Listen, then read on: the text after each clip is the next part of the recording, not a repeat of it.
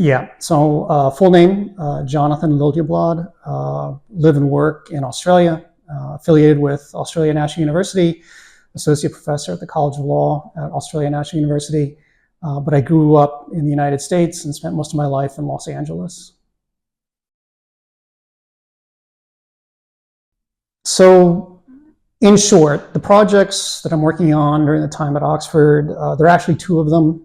There's a monograph or a book project regarding indigenous rights to the environment in international law. And then there's a second book project, which is edited volume on indigenous theories of international law.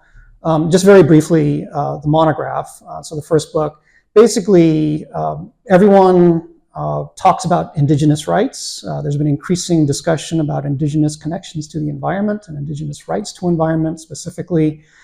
But the big challenge is how do we articulate those in terms of existing rights in international law? You know, how do I identify them as legal rights that courts can promote and recognize? And so that's what the book is really doing, is going through existing treaties, international precedents within international law, to identify existing legal rights that equate to indigenous claims or indigenous interests in the environment.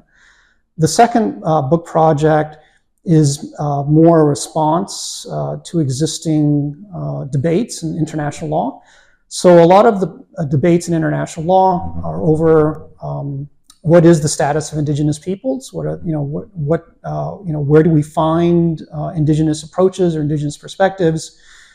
There's a lot of acceptance, acknowledgement that there are indigenous perspectives, but quite often you hear lawyers and judges say, well, we don't see this in state laws, we don't see this in the courtroom, so what are we supposed to do? And the book is meant to be a response to that. And basically the book is asserting that indigenous peoples of the world have their own legal systems, their legal orders that exist concurrent to existing laws of states, and that many of these legal orders cross state boundaries, and that these are legal orders that predated the arrival or the rise of the nation state, and also continue to exist even now. And so this book basically assembles 25, 28, I would say 28, and hopefully 30 different indigenous scholars to basically present their own arguments and their own cases for legal orders that cross state boundaries, that exist concurrent to existing state-driven law, and basically just say, look, these indigenous civilizations exist, and if judges and lawyers are interested and they want to protect indigenous rights, this book tells them where they can look, and the appropriate ways of approaching indigenous sources to better understand these kinds of ideas and concepts. That's a good question. So I was born in Myanmar, or Burma, in a place called Taungji, which is in Shan State. And the story is that my mom put me in a basket and swam across the river into Thailand when I was 6 months old. And then we spent years in Sweden, and then ultimately going to the US, and then now I'm in Australia. The consequence of that, it's made me very open to cosmopolitan experiences. It's made me very curious about different perspectives in the world and different cultures. And I've always tried to pursue some kind of a career in that space. Believe it or not, I started out as an engineer. So my undergraduate degree is in mechanical engineering, and then I got a master's in civil engineering. But then I decided that my real passion and interests were things like international relations and international law, which is, that's sort of the big picture space where I can really engage a lot of these interests that I have in the world. And then out of that, through the time that I've spent in Australia, and because of the connections I had in Burma or Myanmar, I ended up doing quite a bit of work with various development aid organizations. So Asia Development Bank, International Commission of Jurists, Danish Institute of Human Rights.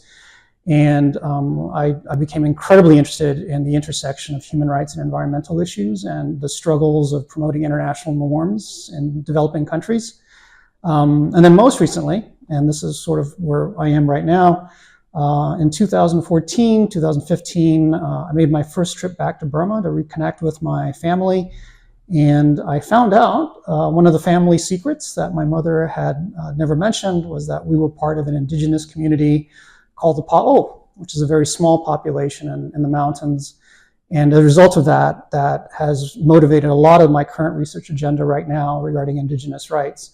And so the research I've done in the past 10 years has very much been a reflection of my personal journey, both in terms of the kinds of work that I do, and then also the kinds of personal discoveries I've made regarding my own family.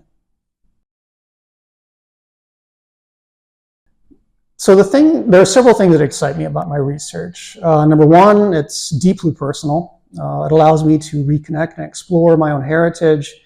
It allows me to connect to members of my own family. But then beyond that, as you know, the status of many indigenous communities in the world are in peril, and they're incredibly vulnerable, and they're under intense pressure. And so this connects to my own personal interests regarding social justice, human rights, protecting marginalized communities, and it's a way of me fulfilling that interest by pursuing this kind of research. Number three, they're just some genuinely interesting people, right? And for me, I'm what's called a scholactivist. So what that means is that I spend 50% of my time as a typical scholar inside the ivory towers of the university, but then about 50% of my time is spent out in the field, away from the campus. And I have a very strong desire to see what's actually happening on the ground in reality, and to actually talk to people about their lived experiences. And so the work that I do is actually talking directly to people and getting their perspectives and having personal conversations. And this goes to number four, which is I just like to learn about different places, right? I like to visit other locations, to see other cultures. And this goes back to my own youth, and the way I was raised and the experiences I've had. I've always been interested in, I describe it as what's over the horizon, right? My mind is always looking towards the horizon. And the research that I do is drawing me to those places, and to see what's beyond the stuff that we are aware of and that we see in the university. All right, so going over the horizon.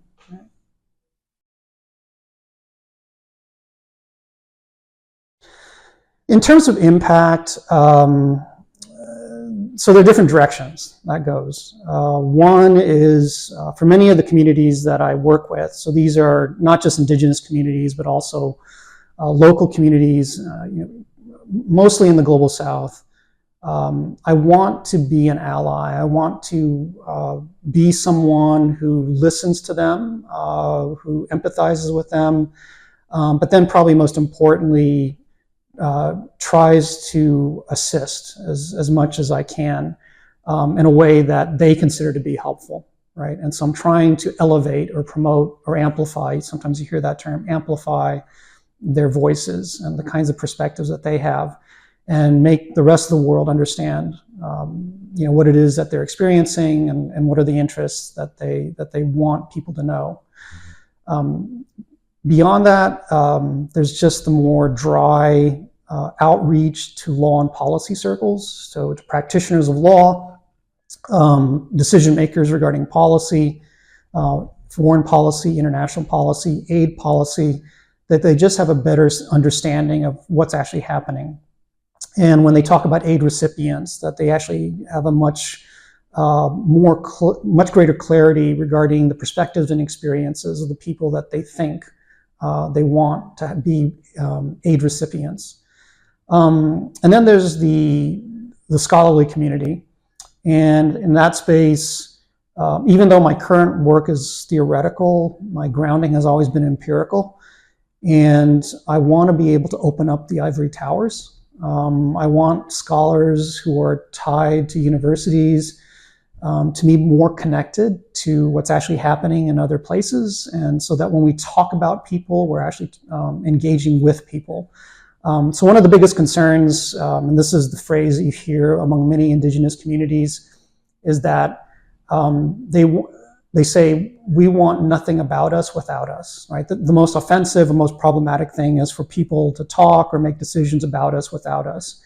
And I want the academic space, so the universities, but I also want the practitioner and decision-making spaces of law and policy to be very mindful of that. And through that, make a greater effort to try and really reach out and engage the global South, marginal voices, those at the bottom of the ladder, so to speak, to be much, and as a result of that, be much more sensitive about making decisions and studying other people's.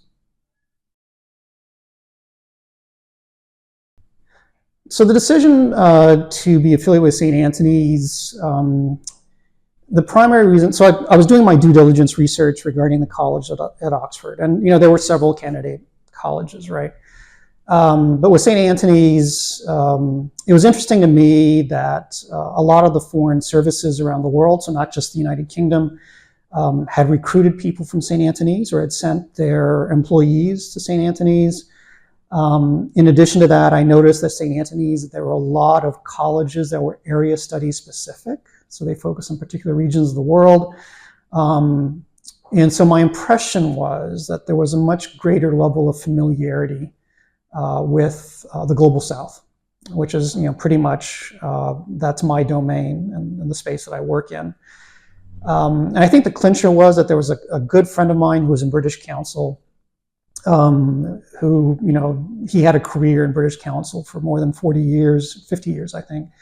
And he had told me that the reputation of St. Anthony's was it's a place where it's not unusual to talk about places like Central Asia, the Pacific, Latin America, and to actually say that you're doing work in these places, that's not considered out of the ordinary.